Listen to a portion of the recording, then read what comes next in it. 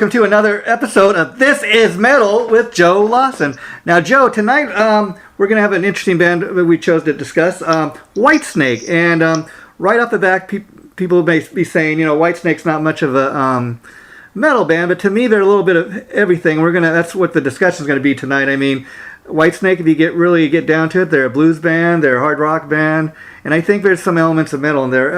Are you at all a Whitesnake fan?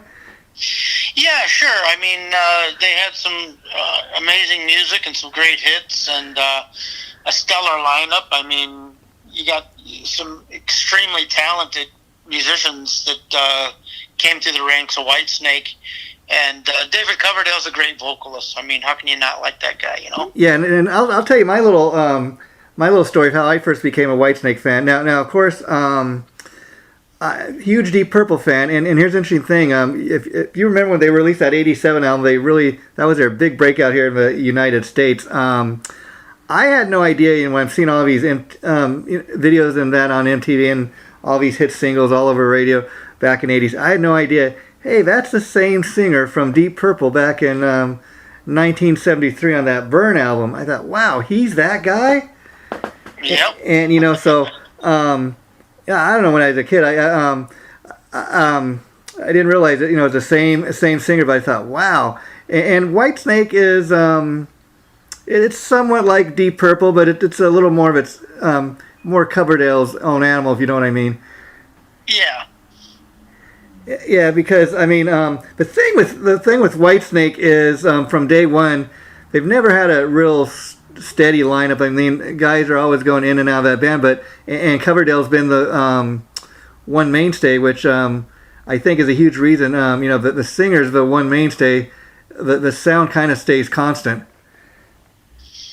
Yeah, I mean, they experimented and went a little bit different directions here and there, but for the most part, you knew with the Whitesnake album what you were going to get. After you heard a couple of them. And that's not to say that there's nothing wrong with that, but it was a sound that you either liked it or you didn't, Yeah, and talking about Deep Purple for a minute, because that was pre Whitesnake, and I mean, I've heard the story of how Coverdale first joined. I mean, what an amazing story! I mean, I think it was he said I heard him talking in an interview once on his 21st birthday he got the gig with Deep Purple. I mean. What a great present, on your 21st birthday. Could you imagine what a coming of age? Yeah, that's setting the stage for a successful future at a ripe early age. That's pretty awesome. And the interesting thing... I put my first album out when I was 21, but it wasn't with Deep Purple, unfortunately. Yeah. And the interesting thing about Coverdale getting the Deep Purple gig is he was relatively like an unknown singer, like a pub singer in England at the time. I mean, and Deep Purple was really his training, for how to be a rock star, if you know what I mean, and tour all around the world. Oh, yeah. I mean, that pretty much mentored him and groomed him into what he would grow into being, Yeah, and, talking about Whitesnake, a few years ago, David Coverdale released this thing called the Purple Album, where it was a Whitesnake album with... Whitesnake, but he wanted to go back and revisit all his Deep Purple hits, and they did an album that. It was pretty cool. Yeah, I remember seeing that. Yeah, and Whitesnake, probably for a lot of people in America, I can tell you, even before the '87 album, I'd heard the Slighted In album, especially the title track. I mean, that was all over the radio back in '84, so that was really my first taste of Whitesnake, and I mean. Again, what a gritty. It really says what that song is, but that's a great British American rock song. Yeah, it is. Yeah, Slide It In and Here I Go Again. All those great tracks, Yeah, I'm gonna give you some. Did you know that Here I Go Again? Of course, off the '87 album. That was a remake. They had an earlier version of that sounds nothing like the '87 version. You can go on YouTube and if you type in like "Here I Go Again" 1982, you'll come with the original version, and it sounds a little bit different. It's not as rock in tune, and there's alternate lyrics. Like there's one thing in there, a lyric says something about like a hobo. and so he changed some of the lyrics. I think people will dig that if they go and check out the original version. Then you can hear for yourself how drastically different that sounds. Yeah, interesting, very interesting. And another thing, a little bit trivia here for folks. I know you know that I posted this a couple times on our This Is Metal page, which is on one of the very first Whitesnake albums. There's a song called "Give Me Kindness." It's off David Coverdale's very first Whitesnake album, I think from 1978, and 77. Yeah, 77 maybe. And anyways, and then on background vocals is none other than Ronnie James Dio and his wife Wendy. And it's a pretty cool. How about that, huh? Yeah, it's a pretty cool tune because I mean, and I guess Ronnie actually was friends with Coverdale. He knew him from his Purple days because right when Ronnie was starting to make a name for himself, with his band Elf. Elf had done some shows opening up for Deep Purple, so that was his connection to Coverdale. Okay. Yeah. Interesting. And it's interesting because if you go back to the very beginning of Whitesnake, they were much more kind of a blues-based band, but they've been a little bit of everything throughout the years, and of course, since that '87 album, they've kind of really been like a hard rock, mainstay.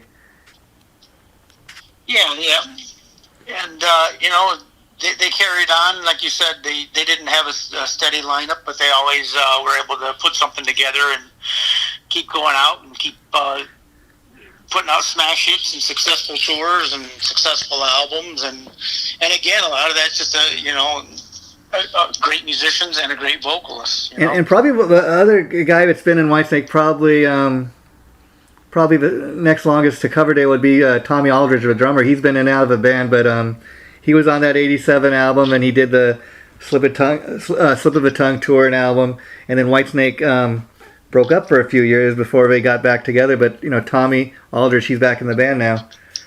Yeah, that's awesome. And Tommy Aldridge, killer drummer. He's probably the one guy in the band that's about the same age as Coverdale, because I mean, Tommy Aldridge, before he was ever in Whitesnake, back in the '70s, he played with Black Oak, Arkansas. That's where he first kind of found fame. He played with Ozzy over the years, and he's just one of those powerhouse drummers. Yeah. They've had some good ones, Ian Peace and Cozy Powell. And Yeah. In fact, when Whitesnake was first formed, it was Ian Pace and John Lord from Deep Purple. They kind of Deep Purple kind of folded, and those guys when they came and joined up, they followed Coverdale over into Whitesnake. Yeah.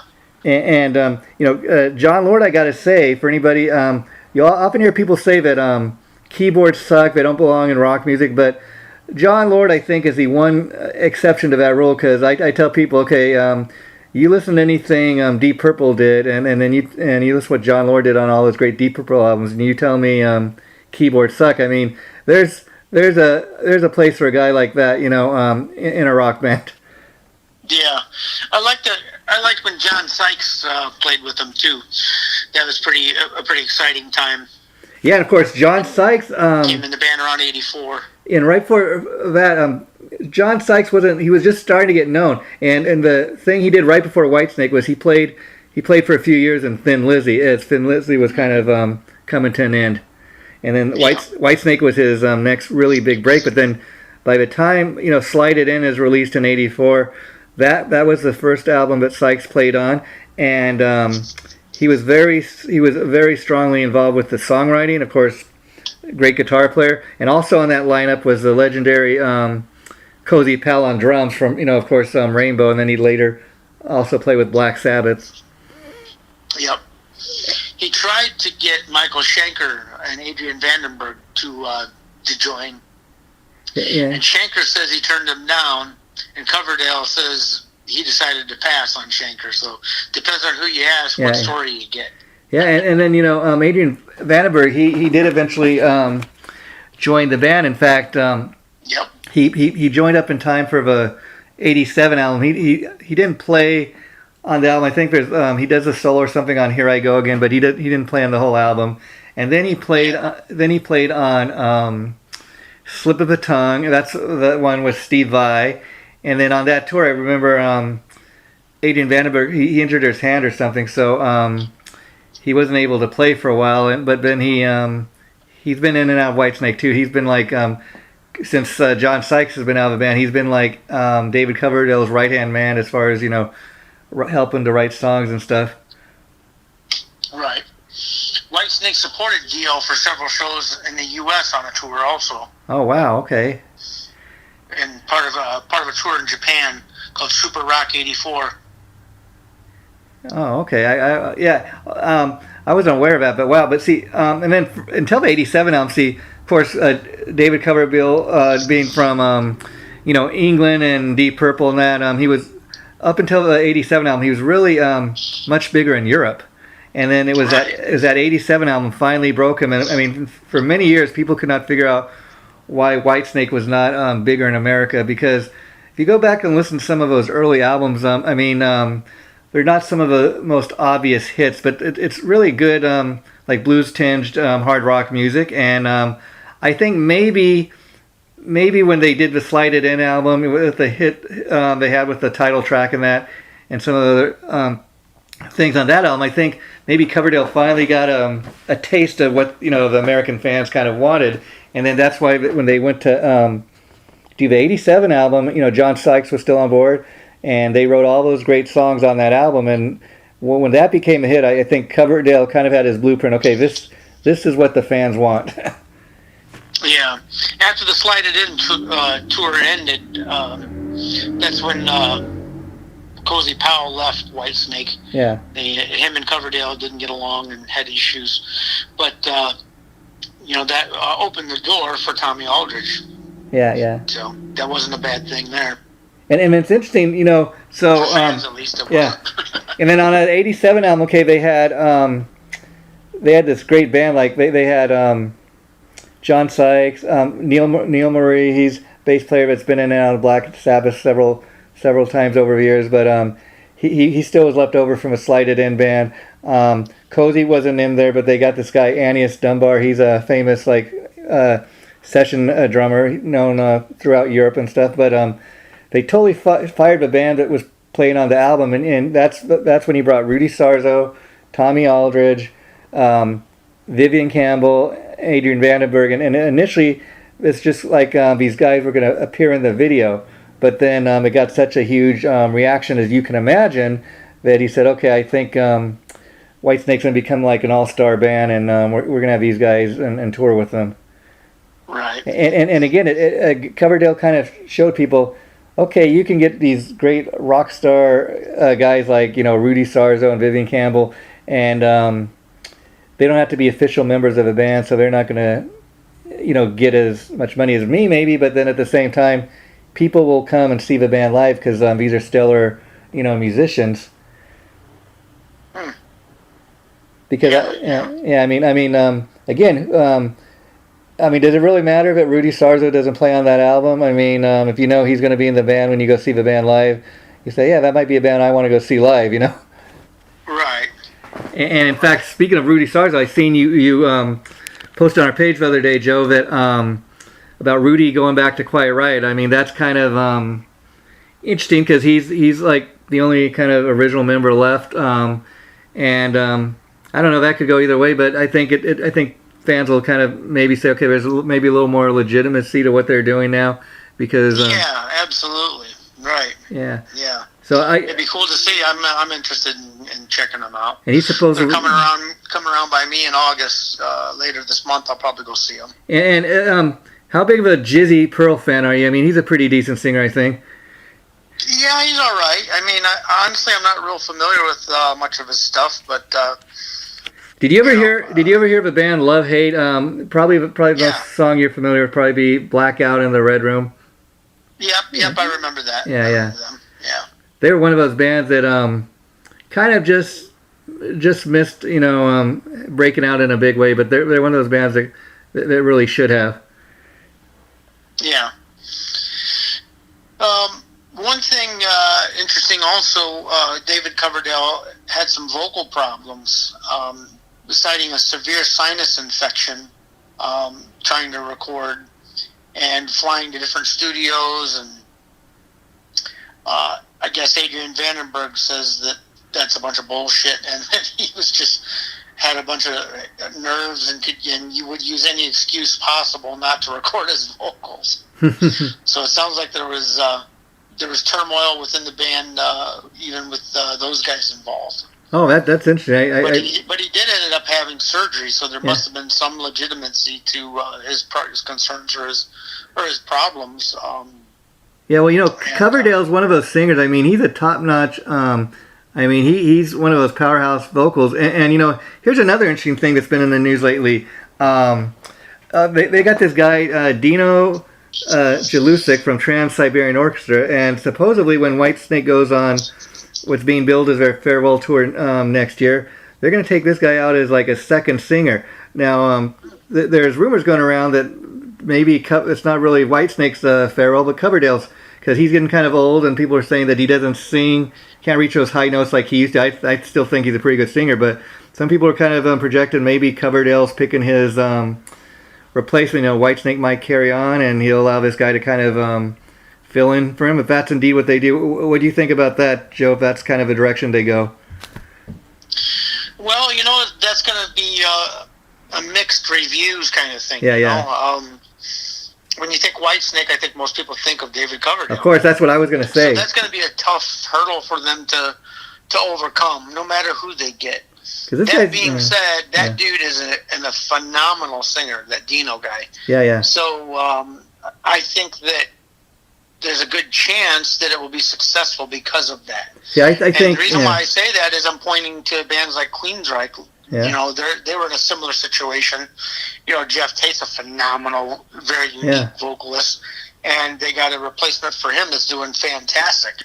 Yeah, so, I never saw that coming. I got to tell you, I said, how are they going to replace Jeff Tate? But I think you're right, Joe. As we talked before, I think part of the reason so many of the fans turned on that guy was just hearing like stuff like you pulled a knife on your bandmates, you spit on one of them. That kind of turns people off, Oh, absolutely, it does. But as long as the talent is there in fine form, if it was a newer band, you would have more liberties and more, freedom to do what you want, with your vocalist or what kind of a vocalist. But when bands just go out and get a totally different singer, like they did with Motley Crue. Yeah. John Corabi's a phenomenal singer in his own right, and a good songwriter and everything, but he doesn't sound nothing at all like Vince Neil. Yeah, and that was the problem that Motley Crue faced, because Motley Crue was such a big band and had such a big name and legacy already established. When they went a totally different direction and got a singer that didn't sound nothing like Vince Neil, it didn't work. Yeah, see, the other thing with Motley Crue, too, is, besides all that, is I think they received such a huge backlash for the fact that, at the time, Nikki Sixx and the other guys were trying to prove that we're gonna make that bold statement. We're gonna call the album Motley Crue. Motley Crue is bigger than anyone. This is Motley Crue, and the fans kind of didn't go with that.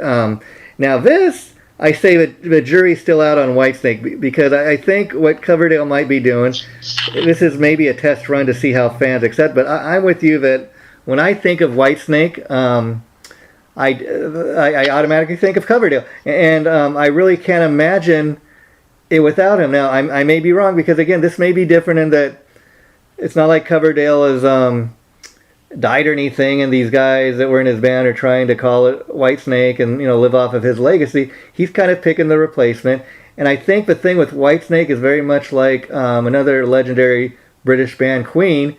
Again, who would have ever thought you'd be able to replace Freddie Mercury? And you really can't. But I think Queen fans, for example, are accepting of Adam Lambert because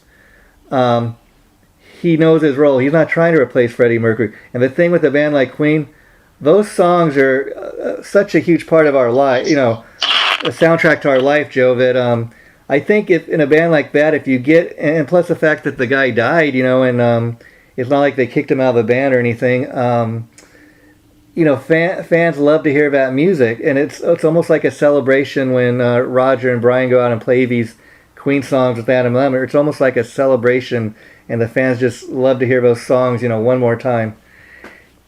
Yeah. Like I said, there'll be a lot of mixed reviews, and feelings on that. But and I see both points, both perspectives. But I think it stands a really good chance of being successful because, like I said, the talent is there. That guy can sound just like David Coverdale. He can. Yeah, and and he's younger, and he can hit the highs. He can hit all the notes. He can sing all the songs, and maybe part of the reason why he's being brought out on that tour is to help Coverdale out. Yeah. I was thinking break, Yeah. Maybe he's going to sing half and half. Maybe he's going to be behind a curtain singing his highs. Yeah. There's a variety of things, and a lot of singers and a lot of bands for years. A lot of people don't know this, but a lot of bands have done that for a long time, and this is nothing new. Robert Mason went on the first Ozfest tour singing all Ozzy's harmonies and high parts behind a curtain. Yeah, I heard that. Wow, that's amazing. So, yeah. I mean, and I heard that directly from him. Yeah. So wow, that's not anything new. As these guys get older and your voice changes and it's very demanding. It's very difficult to sing just about anything 5 and 6 nights a week like that. Yeah, Coverdale's it's almost very taxing on your voice. Coverdale's almost 70 years old, so he's been like I said, Deep Purple joined Deep Purple on his 21st birthday, so he's been doing this over 50 years. 50 years of screaming those high notes. That all those live shows. Long haul there. That's got to have an effect on your voice, I would think. Oh, sure it does. Yeah. Yeah. And I mean, Coverdale has almost lived the dream twice. I mean, like you said before, Slighted End came out in '84. Whitesnake was not huge like they are now in America. It was really not until '87 they had their huge breakout hit. And so almost early on in his career, once he's out of Deep Purple, it's like, okay, I lived the dream. And maybe he didn't think he was going to get to with Whitesnake live that dream, but he got to almost live it twice, if you know what I mean, because finally by '87, the American fans were really getting into Whitesnake, and Coverdale almost, it's like the second part of his career, if you know what I mean, just all of a sudden took off. Right. Well, when they did Slip of the Tongue, that's when Steve Vai came in. Yeah. And Vandenberg was recuperating, and Steve Vai actually recorded most of the album. Yeah. So. Yeah, that's interesting. And Steve Vai, it's interesting because he came in right at the tail end of Whitesnake because even as successful as Whitesnake was in 1990, for some reason Coverdale decided it's time to put this monster to bed for a while, and he didn't come back until 2000, of course, with all new band and thing. But see, that's the thing too is he took a break from Whitesnake, and then when they came back, I tell you, it was almost like 1987 all over. They were, I think, because the fans missed the band so much, that they were just as successful as they were before. Yeah. I mean, good music is timeless. I've said that many times, and it just is. And the proof of that is all these younger kids and all these younger generations that love all these old bands still too, because it's good music. And it's interesting because, like I said, people like you and me, we know him from Deep Purple and Whitesnake, and it's not like when you buy a Whitesnake album, Whitesnake featuring ex-Deep Purple singer. I mean, people really love the Whitesnake music on its own merits, and some people don't even know he was ever in Deep Purple. You know what I mean? The music is just that good. Right. And see, he's such a prolific songwriter. I tell you, the first thing I ever heard this guy do was that Burn album with Deep Purple, and again, it's kind of funny because you ask Deep Purple fans, what's your favorite Deep Purple album? They'll usually tell you either Burn or Machine Head. It's one of those two. Right. And you got when they came out, I just want to say this, when they came back in, I think, 2002, 2003, that's it, yeah. I mean, what a comeback here. Let's talk about this for a minute. You got the drummer Tommy Aldridge, guitarist Doug Aldridge, and Red Beach, and Marco Mendoza on bass. I mean, what a killer line, what a talented lineup of musicians, too. I mean, wow, that's a killer band right there. Yeah, and see, it didn't even matter that it's an all new Whitesnake band. I mean, these are just such great musicians. Again, I remember seeing them on that tour when they came back in 2003, and then that lineup was announced. I'm like, I was already a Whitesnake fan, but when I heard who was in the band, I got to go see that show. And man, I did, and I think Dokken was opening for them and the Scorpions. Right. But I mean, what a triple killer bill. But again, the thing with Whitesnake is Coverdale is such a great songwriter, and see, he's written with guys like you mentioned, John Sykes, Adrian Vandenberg, Doug Aldrich, Steve Vai, Doug Aldrich, Reb Beach. Reb Beach has been kind of a main, and then now they got Joel Holmgren, who was he plays with Cher also these days, but he was in Trans-Siberian Orchestra. He was also in Night Ranger before he joined Whitesnake. So Coverdale has a thing of picking out these great guitar gods, to play with him. Oh yeah. He's always got good guitar players now. And that's one thing. If you go to see a Whitesnake show, you're going to get a great guitar players in that band. But in fact, the whole band, he's had guys like Brian Tishy, who I've interviewed over the years. Brian Tishy's played with everybody from the Dead Daisies, Whitesnake, Ozzy Osbourne, Billy Idol. So I mean, anybody that's ever gone through the ranks of Whitesnake, I mean, they've already established themselves before they ever step foot on stage with Whitesnake.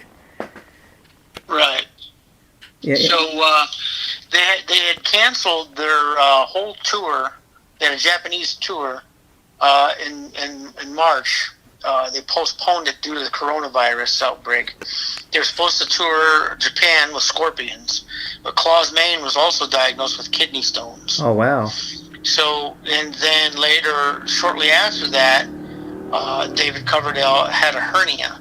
So he just canceled the entire tour and all the dates that they had, and mentioned that he reaffirms his plans to retire from touring in 2022, citing his age and the stress of travel as contributing factors. But he said he still plans on being involved in music with several Whitesnake projects in the works, he calls them. Well, that's what I want to talk to you about next, because one thing I know he's currently involved in, the next thing is going to be a Whitesnake album that a lot of people like myself did not get to really hear that album. It came out when it was originally released, I think it was only originally released in Europe. It was called Restless Heart. Now, this is, I think, going back to 1996 or 7, right before Rat got back together. And I bring up Rat because this was for the album Restless Heart that I'm talking about. And while he did not play on the Restless Heart album, Warren DeMartini, before Rat really got back together in 96, he was in the Whitesnake touring band. I don't know if you ever knew that, Joe. Oh, no, that's pretty cool. And so what he's working on next is this Restless Heart box set. Now, a lot of the big Whitesnake hit albums, he's been releasing these 30th anniversary and 35th anniversary box sets of Slide It In and Slip of the Tongue. And I've gotten all of them. And I will say this. I don't mind spending a little bit of money. I think I paid for these Whitesnake box sets that he's put out so far.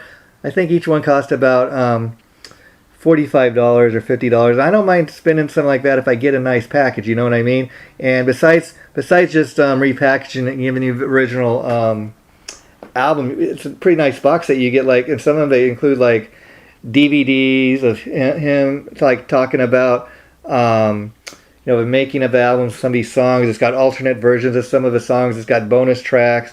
So for $50, and you get it in a pretty nice size box. So again, me personally, if I'm going to pay $50 for something and it comes in a nice package like that, I really don't mind. So again, it's got to be, I think, for somebody who's a diehard fan. If you're looking to get a little something extra than just the original CD, Right.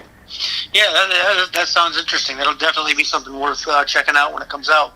And another thing I heard he's working on is supposedly because Christmas albums have been very popular among a lot of these hard rock bands. Oh no! Supposedly they're going to be a Another fucking Christmas. That's what I'm going to tell you. So please God no. Supposedly this Christmas we're going to get a Whitesnake Christmas album. We'll see if that comes. Why not? Or not? Yeah. But it's kind of funny because for years Twisted Sister their best-selling album was that Stay Hungry album with We're Not Gonna Take It and I Want to Rock. And now, since they put out their Christmas album, you can believe it or not, Joe, that is overtaken. That is their best-selling album. Oh, I believe it. Yeah. I believe it. Yeah. Sure.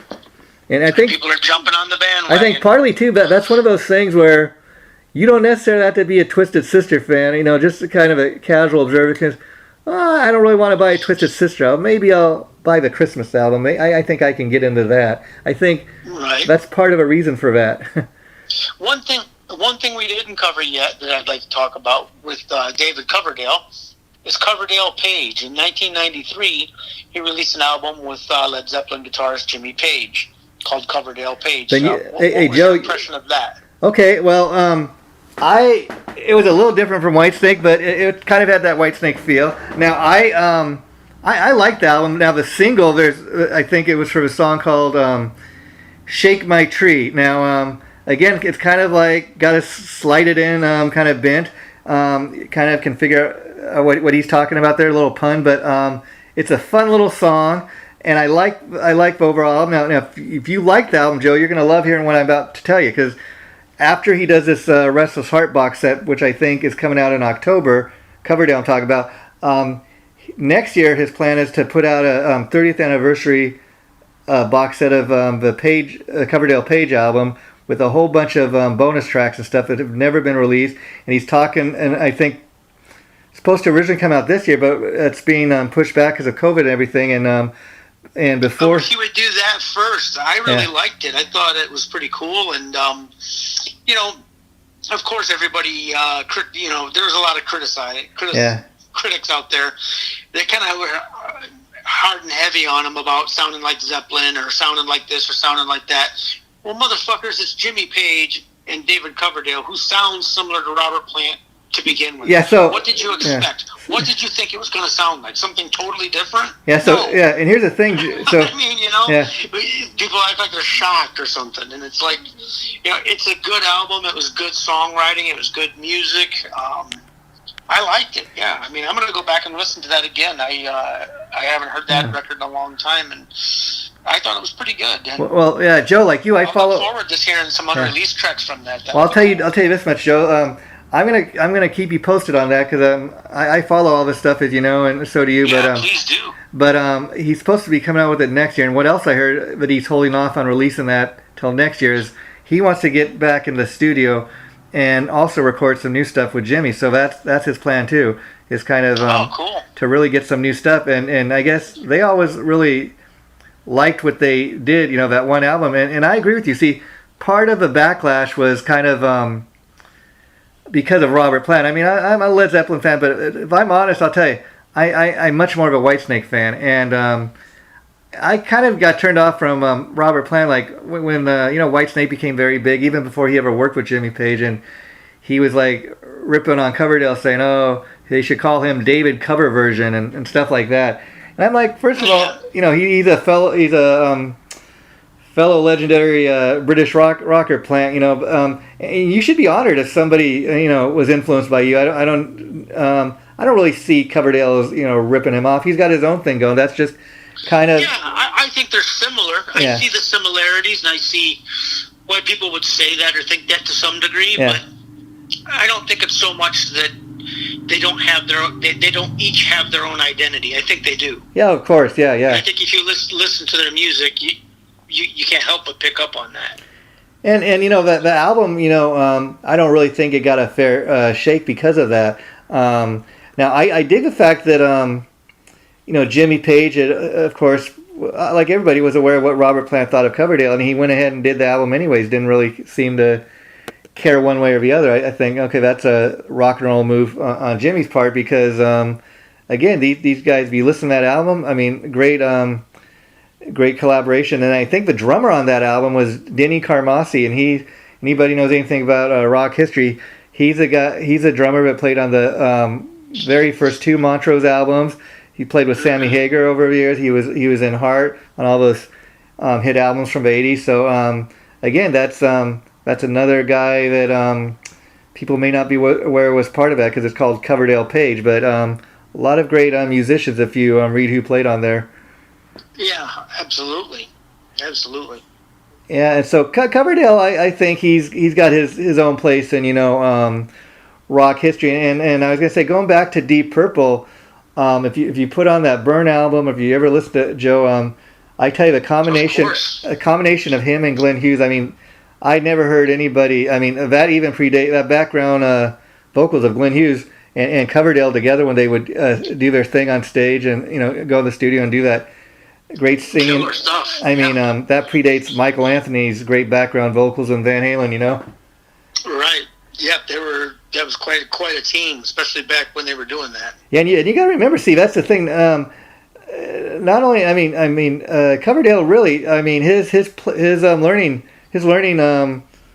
thing was Deep Purple. I mean, he was really an unknown before he joined the band, and again, like I said, on his 21st birthday, and here's the thing, when Ritchie Blackmore, the great guitar god, left Deep Purple, I mean, it could have gone the other way. They found this guy Tommy Bolin, and he brought more of a bluesy sound to kind of the band, I think. But interestingly enough, the band was able to carry on without Blackmore, and I think bringing Coverdale and Glenn Hughes into the band, I mean, they were really why the band was able to do that.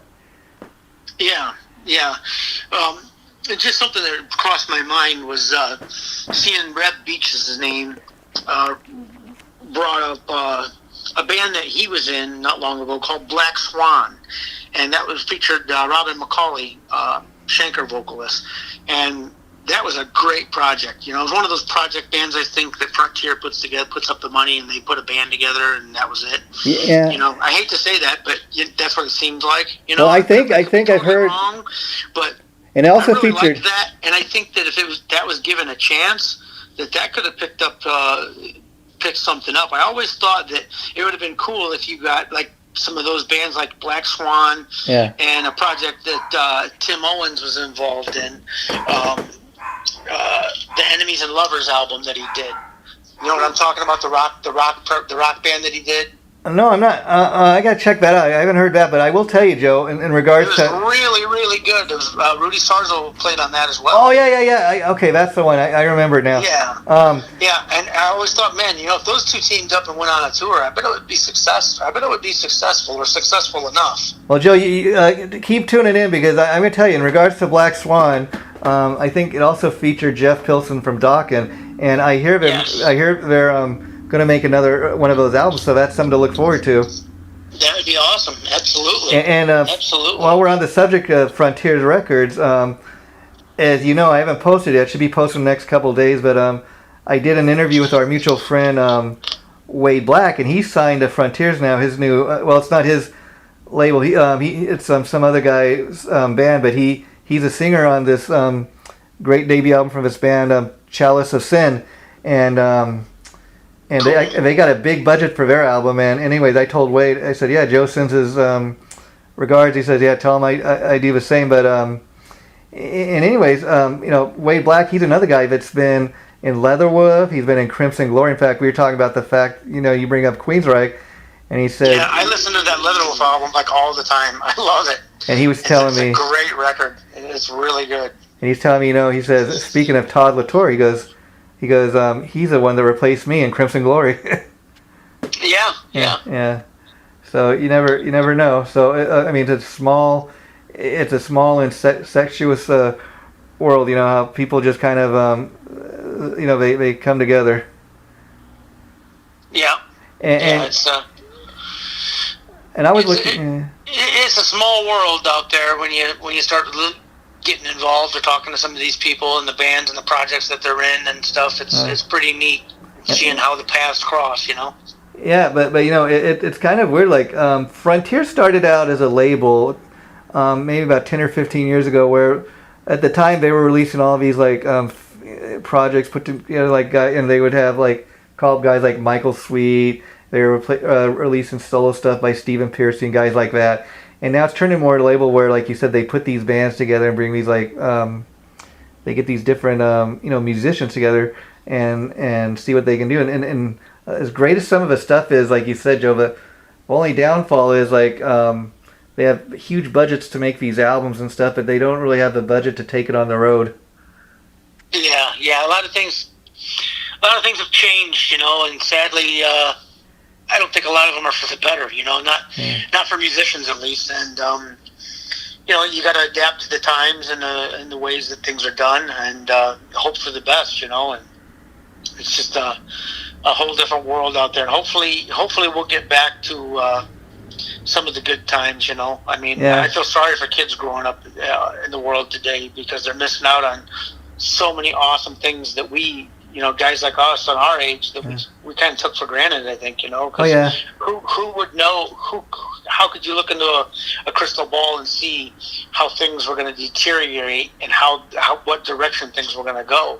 You couldn't, Yeah, you're young. When you're young, you think it's just going to last forever, Yeah. So. And the thing is this, Joe, I think we talked about this oftentimes before, is when you and I were growing up, a lot of kids listening to this have no idea when you say we used to go to what's a record store? What's a record?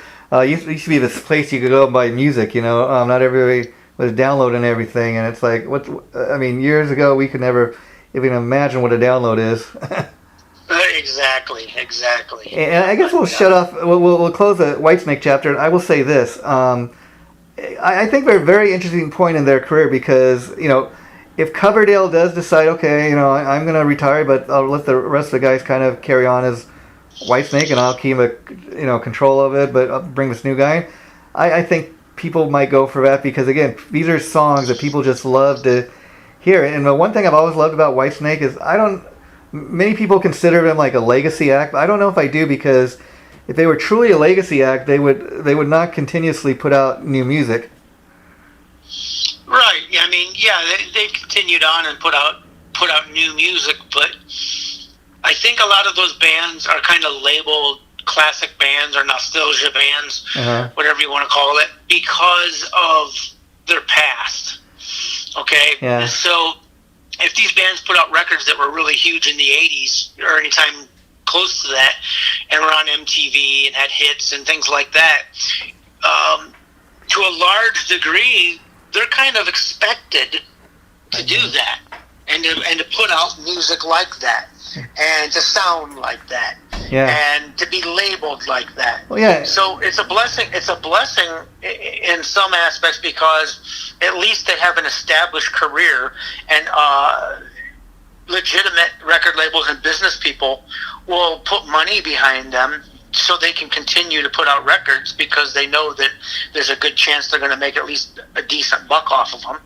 So that's the way that it's a blessing, but the way that it's a curse is that if they deviate from that formula, if they want to try and do something different, or they put a different element into the mix, they're almost demonized sometimes for this. Oh yeah, It's like I said, it's a blessing and a curse. I've lived long enough now. I see both sides of it, and I've gotten to be friends with some of these people in these bigger bands, and I've talked to them about it, and and that's where it's at. There's certain songs or certain things that it's just expected. Yeah, and if they don't do that, they won't have a successful career. Like if Coverdale decides, okay, we're gonna go out on tour and we're not gonna play any of the hits, we're gonna just play the deep cuts, I think people would start walking out because oh yeah, you do want to hear Still But Now, you do want to hear Here I Go Again. You don't want to necessarily hear, as great as it may be, someone came off the very first Whitesnake album because nobody really knew who they were back then. Right. And I guess so. I think Coverdale's deciding to go out his own way, which I think is kind of smart rather than doing it like the Rolling Stones. We're gonna die on stage. He's still kind of he wants to end it maybe go out gracefully while he still can do it good at what he's doing. You don't want to go up on stage and not be able to hit those notes and people say, oh man, he's not singing like he used to. Right. And people need to realize, that, those people are human too. They idolize them, and try and put them on a pedestal that sometimes it's not right. It's not fair. I mean, well, their voices aren't going to last forever, just like their life isn't going to last forever. So, I would urge fans to appreciate and respect the musicians that you like, whoever they may be, the bands that you like, that you're listening to now, whether it's Slipknot or whatever popular band that's out there now. Guess what? 30, 40 years from now, they might not be able to do what they're doing. Because that's called life. So you adapt. And you got on that note, so appreciate that, respect that, and understand that these guys they can't sing like this forever, and they can't do this stuff forever. It's just the way that it is. It's the course of nature, and be grateful that those musicians are around. And, and as we close this out, Joe, for tonight, you brought up Slipknot, and we're going to end it on this because it's kind of interesting. I mean, David Coverdale, he still get up on stage. He's still hitting those high notes and stuff. At almost 70 years of age, he can still rock like a guy half his age, and you gotta love him for it. But then you mentioned Slipknot, who sadly just a week ago, unexpectedly, the original drummer Joey Jordison, he died. I don't think the cause of death has been announced yet, but I mean, he was only like 46, so I mean, that's on the end of the spectrum. You don't even expect a guy like that to go out so tragically young. And then we're going to also, and because I wanted, were you much of a, well, I know you were, because we did an episode on Metal Church, and that's going to get ready to be posted soon, but sadly enough, Mike Howe, he's another one that tragically, died last week, and it was ruled, sadly, a suicide, and we don't know all the details. It doesn't really matter. It's just tragically, that's what I'm interested to see, if Metal Church decides, okay, do you carry on and get a new singer? I mean, they've done it before, or do they reach a point where maybe Kurt Vanderhoof will say, I think maybe it's time to call it? You just don't know. I'm interested to see how it plays out. Yeah, that's a good question. And, it is very tragic, very sad. And I feel for his friends, his family, and his bandmates. And I had a very close friend and bandmate commit suicide. And oh, wow. It's a really strange thing, and it leaves a wound behind for other people to deal with. That's really not fair, reach out to somebody, talk to somebody, get some help. Suicide's never the answer. That's what I was getting ready to say, because Joe, again, you and me, as far as Mike Howe, I could say I never met the guy. I was a fan of his music, but Kurt Cobain, when you heard about his suicide, he talked about being depressed, so it wasn't a total shock. But this guy Mike Howe, he never talked about being depressed. On the surface, I guess this is the truth of a lot of people that kill themselves. On the surface, he seemed like a happy-go-lucky guy. That what you hear a lot of people say. He came out of nowhere. Even his bandmates were shocked. Yeah. And they are. I mean, it really took everybody by surprise, really. And I guess, Mike Howe, rest in peace. Rest in peace. But you know what? Let's try to remember him. For the great music he left behind, absolutely. Yeah. Well, absolutely. Joe Lawson, next time we do this, we're going to talk about one of your favorite bands, Death Angel. Looking forward to it. Can't wait. So we'll be doing that next week. I'll call and we'll set up a date to do that. But take care, Joe, and I'll be talking to you later. Okay, you too. Okay, bye-bye. 1 second, Jay. Yeah.